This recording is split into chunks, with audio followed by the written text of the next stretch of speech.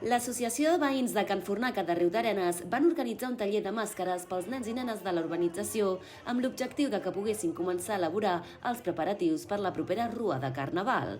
El taller va tenir una gran acollida, ja que les famílies van acudir fins al centre cívic per participar en l'activitat. Organitzem tallers i activitats pels nanos perquè estiguin còmodes i no tinguin que anar molt lluny a celebrar les coses. Ho vam fer l'any passat com a prova i aquest any ha sigut un èxit i tornem. Es poden fer màscares en cartolina, de colors, plumes, com vulguis. Cola, sense tisores de punta i que ningú es faci mal.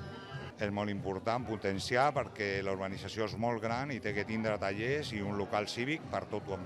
La gent ve, ho celebra, col·labora amb nosaltres i estem molt contents que la gent col·labori. A mi el que han disfrutat els nens m'ha agradat molt. I a tu què t'ha agradat més? Pintar. Pintar?